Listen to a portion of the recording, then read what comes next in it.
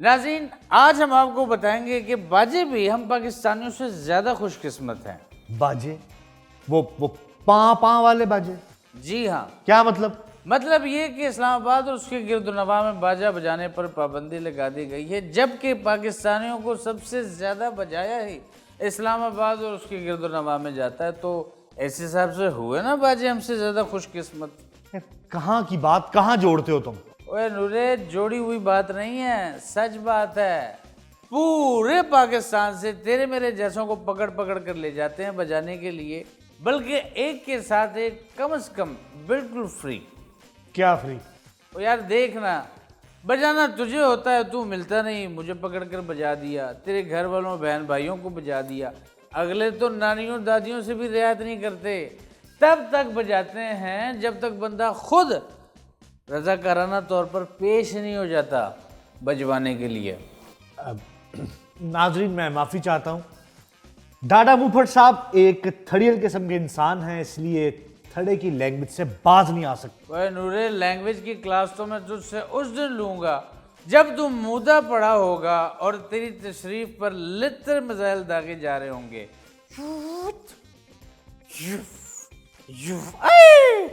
मैंने ऐसा कुछ नहीं किया कि मुझे मुद्दा करके लित्तर मिसाइल दागे जाए मुझ पर। ओ यार, तू एकदम भोला बादशाह है यार। और तूने सुना नहीं कि कानून अंधा होता है?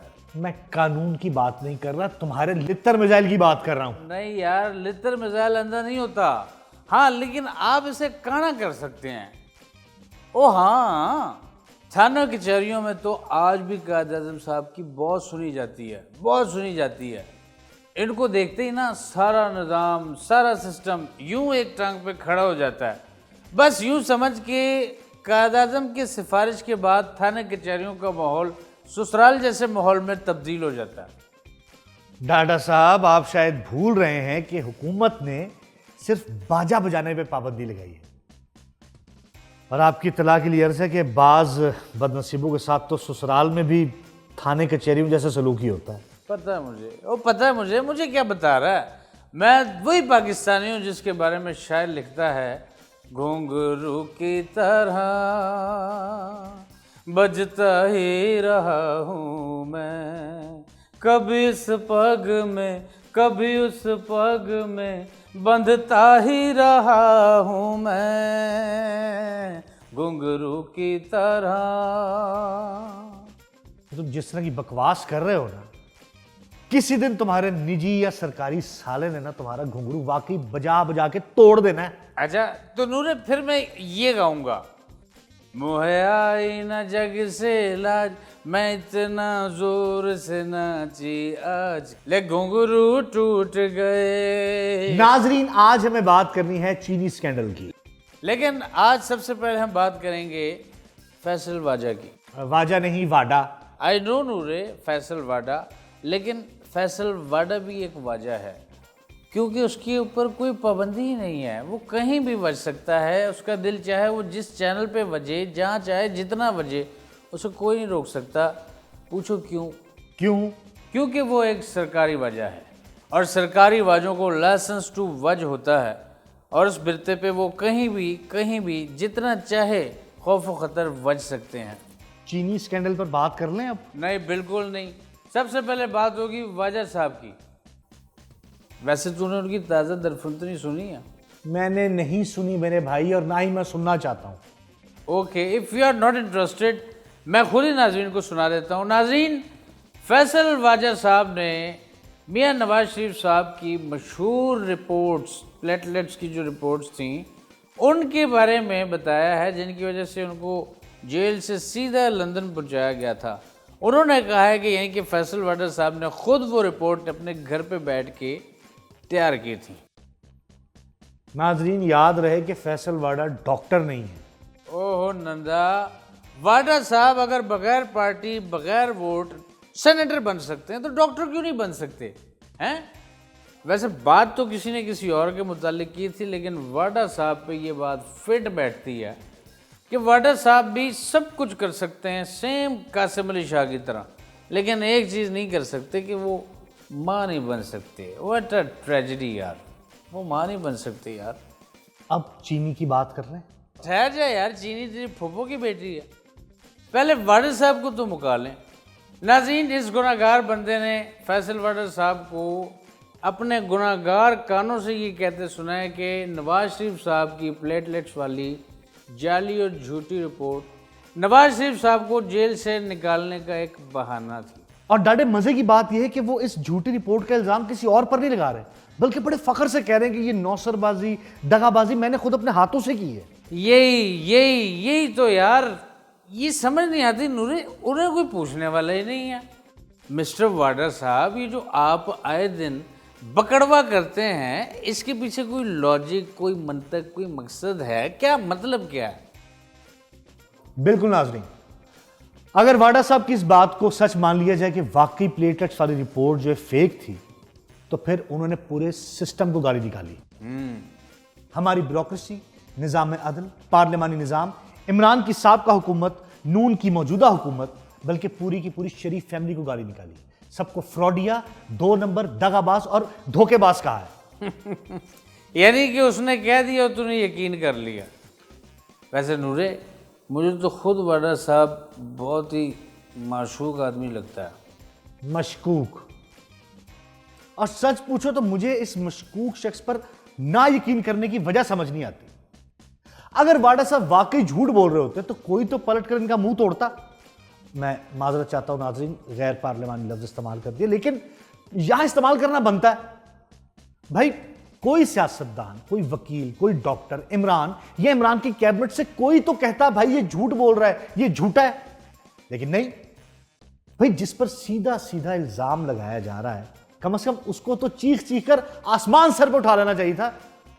मैं नवाज शरीफ की बात कर रहा हूं। हाँ बोले बादशाह, वरना इतनी बड़ी उंगली पर उनका चुप रहना बनता नहीं। डांटे डांटे और नहीं डाटा क्या करे यार, एक बंदा टीवी पे बैठ के सारे निज़ाम, सारे करताओं धरताओं पे लान तान कर रहा है और कोई पूछने वाला नहीं है।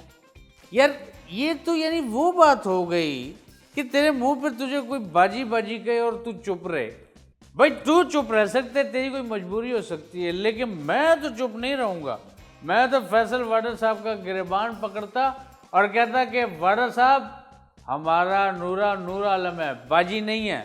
और ठीक इसी तरह नवाज शरीफ साहब की फैमिली में से तो किसी को वाडा साहब का गिरबान पकड़ना चाहिए था, उनको बताना चाहिए था कि वाडा साहब, मियाँ नवाज शरीफ साहब। नाजरीन, मेरे ख्याल से बहुत हो गई, अब एक ब्रेक ले लेते हैं और फिर बात करेंगे चीनी स्कैंडल की। कुछ भी ना बोलना शुरू कर दिया करो। ये क्या तूने चीनी स्कैंडल लगाया हुआ है? इधर I am talking to you, मैं बात कर रहा हूँ, मोबाइल छोड़ो। क्या तुमने चीनी स्कैंडल लगाया हुआ है? यार हो जाती है दोस्त यार से गलती, तू पर्दा डालने के बजाय मजीद हाईलाइट करी जा रहा है यार। तेरा क्या ताल्लुक है चीनी स्कैंडल से? ओ यार स्कैंडल नहीं है, वो मेरी पहली मोहब्बत थी। डाडा पूरा 2 साल चीन में ख्वार हुआ उसके पीछे। ओ भाई, मैं तेरी चीनन के स्कैंडल की बात नहीं कर रहा, बल्कि खाने वाली चीनी की बात कर रहा हूं। सच? ले, मैंने फिर एवं बात इधर उधर करने के लिए वाजी और वाडा साहब की बुझा दी। वेलकम बैक नाजरीन, अब बात करते हैं चीनी स्कैंडल की। कर नूरे, नूरे कर। हाँ नाजरीन, सियासतदानों के चीनी स्कैंडल से पहले मैं बात करूंगा अपने दोस्त डाडे के चीनी स्कैंडल के बारे में, और आपको बताऊंगा कि वो मुझे बार बार चीनी पे बात करने से क्यों रोक रहे हैं। कोई स्कैंडल नहीं, कोई लड़की नहीं है। असल में नाज़रीन, ये नूरा ना खुद उन लोगों में शामिल है जिनके बारे में कहा जाता है कि अगर आप खोती पे भी लाल कपड़ा बांध देना तो ऐसे लोग उसके पीछे भी रवाना हो जाएंगे। वैसे आजमाइश शर्त है, आप खोती ले आए, लाल कपड़ा मेरे पास है। लेकिन लाल कपड़ों वाली वो चीनी खोती, मेरा मतलब है लड़की, डाडा जी के पास है, और उनकी पहली मोहब्बत, शायद आखिरी भी। तो नाजरीन, यहाँ पे मैं डाडा जी के बिहाफ पे अब बहुत सारी बातें क्लियर करता चलूं कि उस चीनी लड़की का डाडा जी के साथ कोई स्कैंडल नहीं है, कोई स्कैंडल नहीं है। हाँ, वो चीनी लड़की डाडा जी की पहली मोहब्बत थी। ये बात अलग है कि डाडा साहब पहली मोहब्बत 11 12 13 बार कर चुके हैं और बड़ा मोहब्बत के मामले में उनका एक्सपीरियंस है। लेकिन वहाँ पर वो दावा ये भी करते हैं कि वो हरी चूक नहीं है। हरी चूक मतलब कि जहाँ हरा हरा देखा वहाँ चुगने बैठ गए। लेकिन नूरा जी का उस चीनी को डाडा की आखिरी मोहब्बत करार देना, मैं समझता हूँ कि बहुत सारी ख़वातीन के स्कोप को ख़त्म करने की कोशिश और डाडा साहब पर इल्ज़ाम लगाना और ये साजिश के मुतरादिफ है। वो किसी भी वक्त अपनी पहली मोहब्बतों से उकताकर दूसरी मोहब्बतें शुरू कर सकते हैं और दूसरी मोहब्बतें बोले तो मतलब वही पहली मोहब्बत की तरह 11 12 13 40 बार तो एक साथ वो कर सकते हैं शुरू। मेरा ख्याल है खाने वाले चीनी स्कैंडल की ही बात करते हैं। बिल्कुल बिल्कुल, लेकिन उससे पहले मैं तुझे बता दूं कि चाइनीज़ महबूबाएँ ये जो चूँ चाँ करती हैं ना, समझ आ भी जाए तो बंदा कह सकता है यार समझ नहीं आई। लोकल महबूबाएँ चाँ चूँ चाइनीज़ से भी तेज़ करती हैं और बंदा समझ ना आने वाला बहाना भी नहीं बना सकता, मानती नहीं। तो नाज़रीन, आखिर बात आ ही गई चीनी स्कैंडल पर। मैं ज्यादा लंबी बात नहीं करूंगा। ओ यार, इसमें लंबी चौड़ी बात करने की क्या जरूरत है। ओ यार नूरे, सीधी सीधी बात है, हमारे साथ सरकारी फ्रॉड हुआ है। शहबाज हुकूमत ने अवाम को वो जो जीम और हे के बीच नहीं होता, वो बना दिया है हमें। जीम और हे के चैंपियन चैंपियन चैंपियन। वो नहीं यार नूरे, मैं तुझे बता बस बस बस बस बस मैं समझ गया। अब मामू बना दिया। लेकिन डाडे साहब, शहबाज हुकूमत कहती है कि हमारे स्कैंडल के बीच में कोई हाथ नहीं है। कोई हाथ नहीं है, इसका मतलब नूरे उन्हें कोई और जिम है में फिट कर गया है। हाँ, नहीं नहीं नहीं नहीं नहीं नहीं नहीं नहीं, उल्टा प्राइम मिनिस्टर साहब तो खुद स्कैंडल में काफी गुस्से में है। नहीं, उनका गुस्सा बनता है, गुस्सा क्यों नहीं बनता। अब देखना कि बेचारे प्राइम मिनिस्टर के इल्म में लाए बगैर किसी सुपर प्राइम मिनिस्टर ने मुल्क से सारी चीनी बाहर भेज दी, यानी एक्सपोर्ट कर दी, और फिर मुल्क में चीनी हो गई ख़त्म, यानी कि झटपट सफ़ा चट।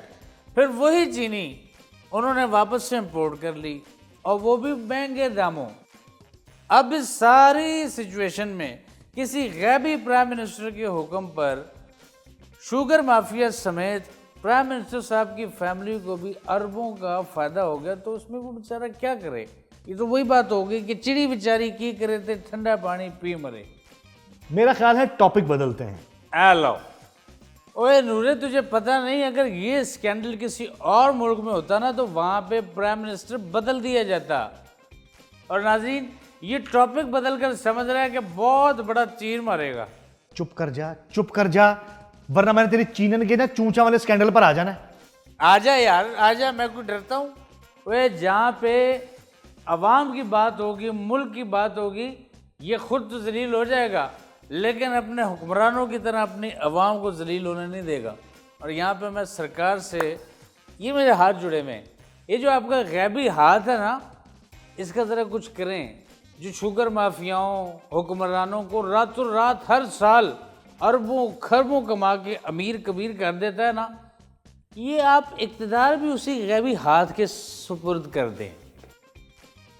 और मैं एक और गुजारिश करना चाहूँगा, वो भी 10 बस्ता कि हैंड जी हमारे साथ ये हैंड करना बंद कर दें, हमारे साथ कुछ एहसान करें, वरना। एक मिनट, मैं बात करता हूँ।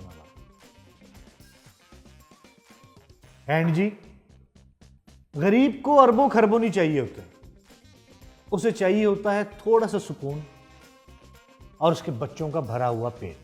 बिल्कुल नूरे, आई एग्री विद यू।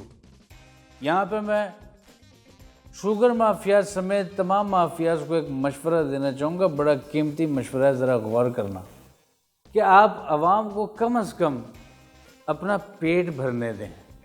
कहीं ऐसा ना हो कि आवाम मजबूर होकर मुल्क लुटेरों, चोरों, डाकुओं, मुल्क दुश्मनों, कसाईयों, माफियाज का पेट चीर फाड़ के अपने बच्चों का पेट ना भरने लगें। वो वक्त दूर नहीं होगा। मेरा ख्याल है एक ब्रेक ले लेनी चाहिए। और ब्रेक ब्रूक छोड़ यार, टाटा बाय बाय कर, सारा मूड खराब कर दिया। माफियाज, कसाई, ये वो फलाना, चला यार। हमारा कॉमेडी शो है, तो गुस्से में क्यों आता है? नूरे, जो कॉमेडी तेरे शो में हो रही है ना, उससे ज़्यादा अच्छी कॉमेडी हमारे हुक्मरान कर रहे हैं। चला छोड़, एक नई चीज़ आई है, तुझे वो पिलाता हूँ। और नहीं मैं नहीं पीता। ओए आजा यार। आज पैसे तू देगा। तू भी शराबी है? और मैं कॉफी की बात कर रहा हूँ। नहीं, कॉफ़ी नहीं यार, एक और शो करते हैं। Cameraman roll. अस्सलाम वालेकुम नाज़रीन।